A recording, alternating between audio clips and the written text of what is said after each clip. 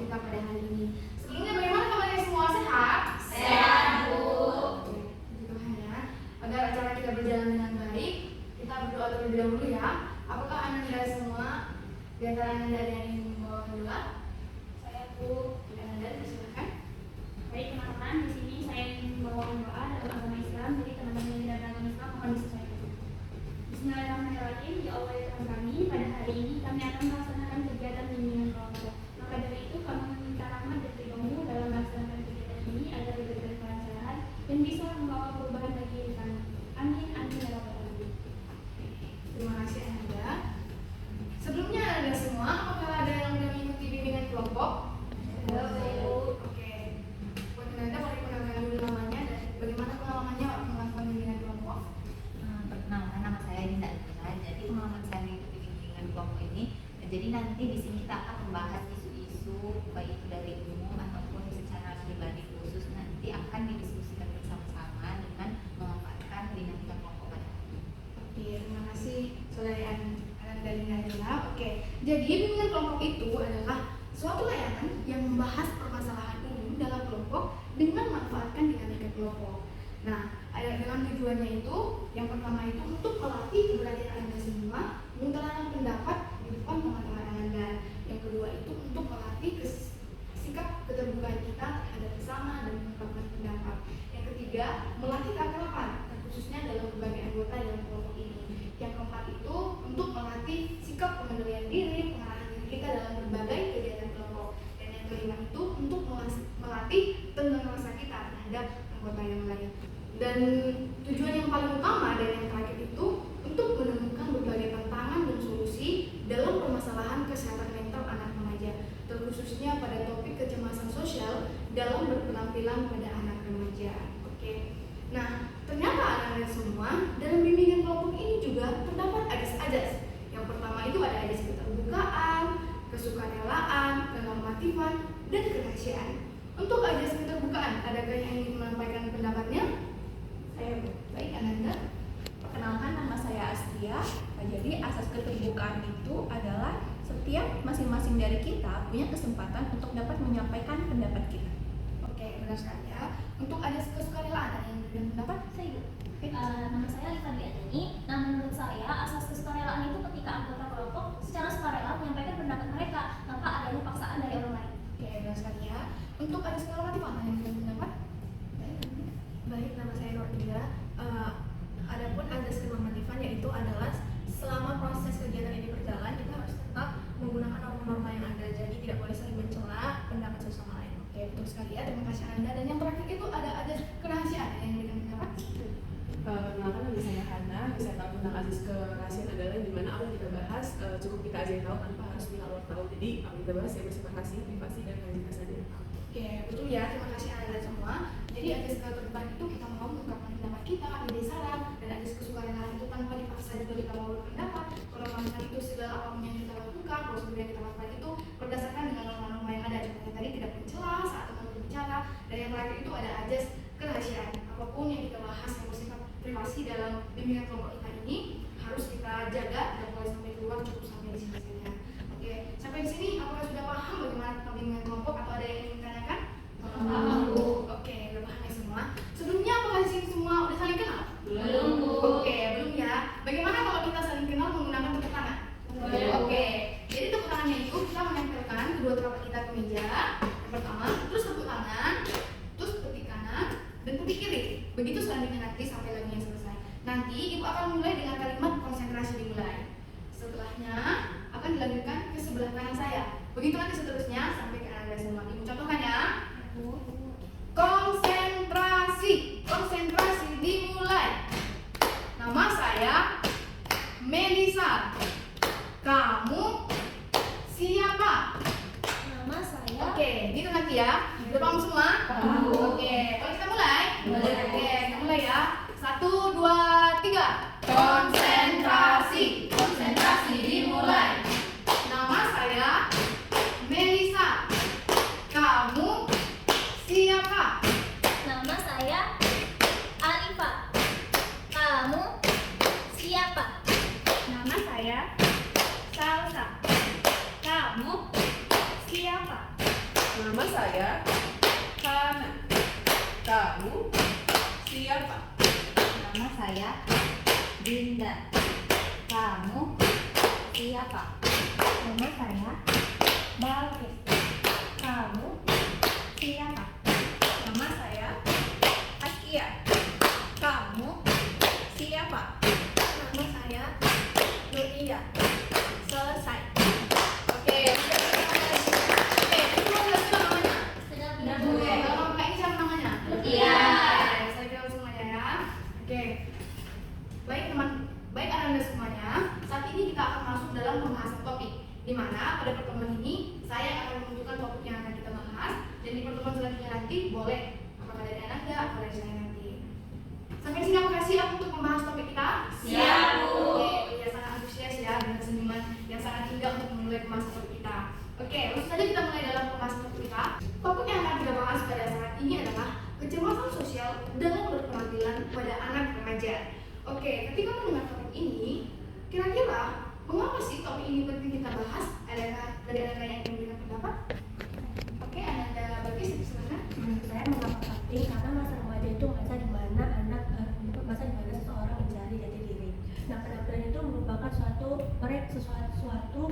cara mereka untuk mengekspresikan diri mereka pada lingkungan. Nah, apabila penampilan mereka itu tidak sesuai dengan standar, maka itu akan menimbulkan sikap cemas atau merasa menarik diri dari lingkungan sendiri.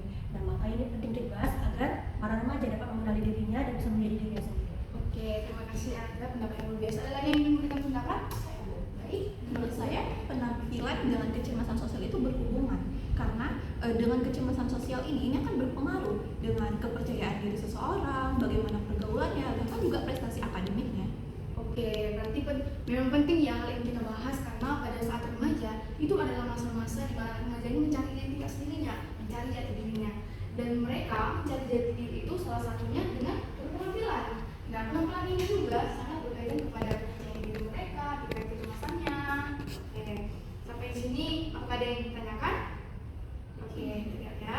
Untuk selanjutnya kita akan membahas kira-kira mengapa sih hal ini terjadi, apa faktor penyebabnya itu.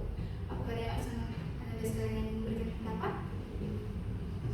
Baik, ada sama. Kalau menurut saya biasanya faktor penyebab itu terutama dari pengaruh paling besar adalah dari sosial, yang dimana banyak sekali anak remaja sekarang yang membuat standar kecantikan itu sesuai dengan orang-orang yang di media sosial. Padahal kan kita punya standar masing-masing sebenarnya, kemampuan kita juga beda-beda. Mungkin dia pakai A, kita juga nggak bisa, tapi makanya itu pengaruh media sosial itu sangat besar di hidup kita, karena kalau mungkin di beberapa orang itu kalau misalnya nggak bisa sesuai dengan standar itu menyebabkan dia insecure, minder, cemas, kayak gitu. Betul ya, media sosial ini sangat berpengaruh. Adakah lagi yang memberikan pendapat terkait faktornya? Oke, jika tidak ada lagi, memang betul ya, media sosial ini sangat berpengaruh. Karena dari situ banyak sekali kita lihat bagaimana orang yang cantik, bagaimana fashionnya, bagaimana penampilannya.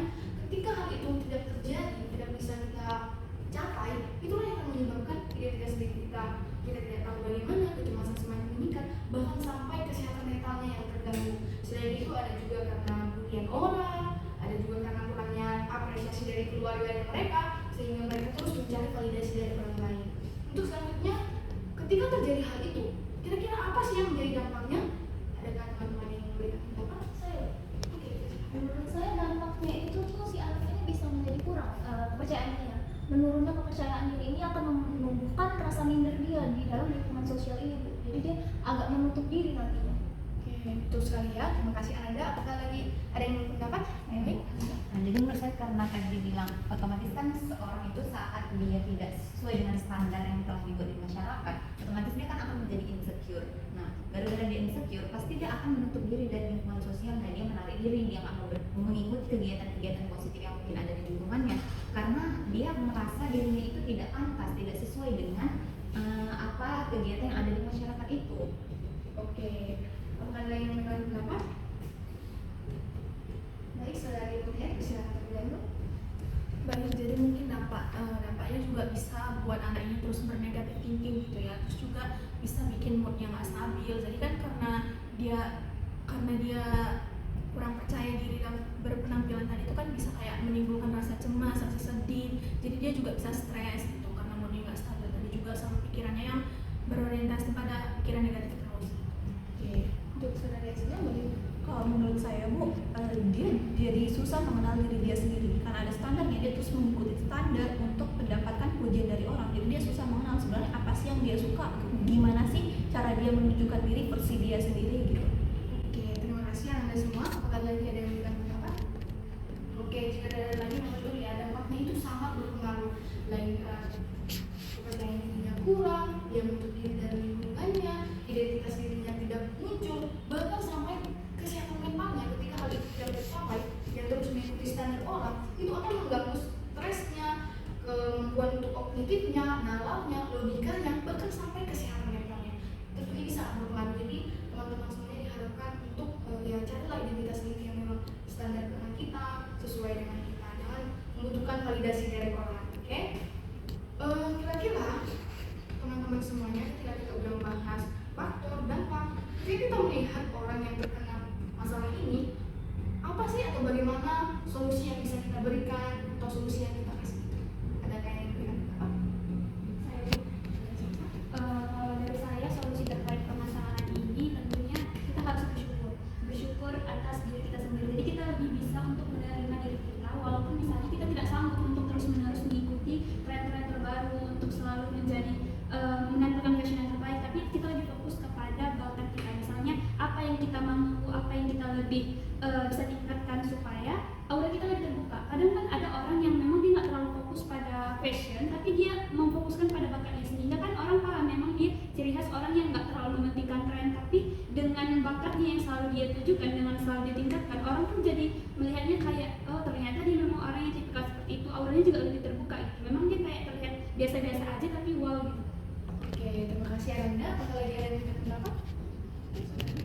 Mungkin kalau dari saya itu solusinya adalah penerimaan self acceptance gitu ya. Jadi melakukan latihan untuk penerimaan diri kita juga. Terus habis itu kalau dari faktor eksternalnya mungkin kita bisa cari lingkungan yang positif atau lingkungan yang bisa mendukung kita gitu. Tidak ada perbandingan sosial di dalamnya. Jadi bisa dibilang cari lingkungan yang support system gitu. Oke, bukan lingkungan pendapat. Oke, jika tidak ada lagi. Jadi beberapa solusi yang bisa kita lakukan untuk sekali ya, seperti yang teman-teman Anda tadi katakan.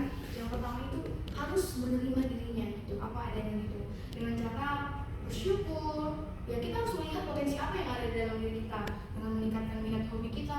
Mungkin ya kita bukan terlihat di bidang fashion ataupun di bidang penampilan, make up, tapi terlihat dalam bakat kita. Jadi kita harus mencari hal yang memang sesuai dengan diri kita. Dan selanjutnya itu kita harus mencari lingkungan yang positif, gitu, lingkungan yang benar-benar mendukung kita. Dan kita harus meningkatkan self esteem kita. Oke, dari semua sampai sini, apakah sudah paham dengan topik yang kita bahas ini? Paham. Oke, apakah pikirannya sudah mulai terbuka terhadap permasalahan ini? Sudah. Oke, jadi nggak ada lagi yang membandingkan diri dengan orang lain. Oke. Selanjutnya, saat ini ketika Anda semua sudah mengetahui tentang permasalahan ini, saya ingin mendengar komitmen dari Anda semua terkait permasalahan ini. Apakah ada yang ingin menyampaikan slogan sebagai komitmen kita dalam kegiatan hari ini? Oke, salah di sana. Mungkin ini bisa kita jadikan komitmen dan sebagai pegangan kita semua untuk depannya. Jadi kalimatnya adalah, mulai sekarang aku tampil untuk kenyamanan, bukan untuk validasi. Oke, nanti boleh kita ucapkan sama-sama ya. Sebelum kita ucapkan, boleh kita hafal terlebih dahulu. Untuk saya sama boleh diulang dengan suara lebih keras. Mulai sekarang aku tampil untuk kenyamanan, bukan untuk validasi. Oke, apakah semua sudah menghafal?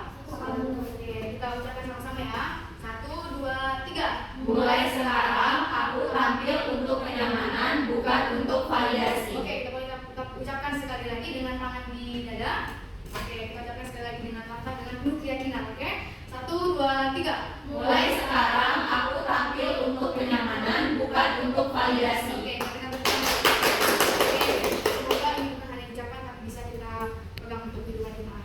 Oke, selanjutnya kita akan membuat refleksi dari kegiatan kita ini. Apakah semua Anda paham dan sampai mana sih pemahaman Anda terhadap kegiatan kita hari ini dengan cara melakukan refleksi, berpikir, merasa, bersikap, bertindak, dan bertanggung jawab. Untuk berpikir, apakah ada yang menyampaikan pendapatnya? Baik, saudara Esti. Saya berpikir dari kegiatan BKP yang kita laksanakan ini banyak sekali informasi yang saya dapat dan itu juga membuat saya membuka saya untuk melihat pandangan-pandangan dari teman-teman semua. Jadi saya punya pandangan baru dalam melihat topik yang kita bahas ini. Oke, terima kasih Ananda Askia. Untuk merasa ada yang memberikan pendapat? Baik, saudara Wankis. Saya merasa dengan melakukan foto ini jadi saya bisa mengubah diri saya yang tadinya merasa minder atau mungkin saya bisa berinteraksi untuk menjadi diri saya sendiri. Oke, terima kasih ya. Untuk yang ketiga itu ada bersikap. Ada yang memberikan pendapat? Saya akan bersikap untuk lebih menerima diri saya lagi secara positif, terus menghargai keunikan yang ada di dalam diri saya tanpa harus membandingkan dengan pencapaian ataupun apa yang dimiliki oleh orang lain. Oke, terima kasih. Untuk bertindak, ada yang memberikan pendapat?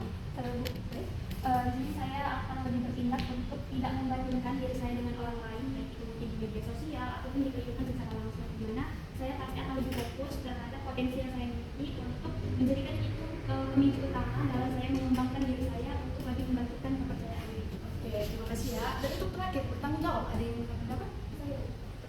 Saya berkomitmen untuk menjaga kesehatan mental saya dan menumbuhkan rasa kepercayaan diri saya. Dan saya juga berkomitmen untuk membantu teman saya yang mengalami hal serupa kekurangan kepercayaan diri tersebut. Oke, terima kasih ya semuanya Ananda yang telah memberikan pendapat. Ya, dengan refleksi ini saya mengetahui bahwa kegiatan ini memang sudah kita pahami. Baik Ananda semua, kita hampir sampai di akhir kegiatan kita. Sebelum kita mengakhiri, Ibu mau mendengar nih pesan-pesan selama melakukan BKP kita ini. Ada yang memberikan kesannya? Baik, sudah semua. Oke, baik. Kalau kesan dari saya sendiri, kesan untuk bimbingan kelompok ini sangat menyenangkan, yang dimana bisa kenal-kenal dengan teman-teman baru, dapat ilmu baru, terus tadi dapat games perkenalan yang menarik. Jadi kesannya happy, bahagia, dan senang dapat teman-teman baru. Oke, terima kasih ya Ananda Sanghana. Ananda semua, apakah Ananda masih mau mengikuti bimbingan kelompok jika kita laksanakan pada minggu depan? Mau. Oke. Bagaimana jika kita lakukan di tempat yang sama, di hari, jam, mungkin tanggalnya sudah minggu depan aja gitu? Apakah Ananda semua hadir atau ada yang berhalangan? Untuk kehadirannya ya. Oke, sebelum kegiatan minggu depan kita tutup, Ibu mau mendengar juga nih, bagaimana apa pesan dan harapan kalian terhadap BKP kita ini? Ada yang mendapat? Adapun pesan dan harapan untuk kegiatan yang kita lakukan pada hari ini, yaitu saya mungkin semoga kegiatan BKP kita ini bermanfaat bagi kita semua dan bisa kita refleksikan dalam kehidupan sehari-hari. Dan untuk harapannya semoga kita semua bisa lebih mencintai diri kita sendiri dan lebih bisa percaya diri gitu. Oke, terima kasih ya. Oke, berarti sudah kegiatan bimbingan kelompok kita pada hari ini. Karena tadi kita awali dengan doa, mari kita pimpin dari doa. Doa di sini akan saya pimpin dalam nama Kristen. Yang lain boleh menyesuaikan kita berdoa. Supaya bersyukur ya Tuhan sampai dari acara ini kau kasih kepada kami, biar kami akan bahas soal kepada setiap pikiran kami, meningkatkan setiap kualitas dalam diri kami Tuhan. Kalau yang tugas kami selanjutnya, kami serahkan ke dalam tangan-Mu. Ampuni segala dosa kami. Haleluya. Amin. Oke. Baik, Anda semuanya. Berarti kita sudah kegiatan kita pada hari ini. Untuk menutup acara kita, mari kita bernyanyi lagu Saya Nggak Tahu semua. Oke, kita bernyanyi dengan semangat ya, kita berikan tepuk tangan kita yang terbaik. Oke, tua gayo. Sayonara, sayonara, sampai berjumpa lagi. Sayonara, sayonara, sampai berjumpa lagi. Buat apa susah, buat apa susah, susah itu tak ada gunanya. Buat apa susah, buat apa susah, susah itu tak ada gunanya. Sekali lagi Ibu ucapkan terima kasih. Sudah boleh pulang ya.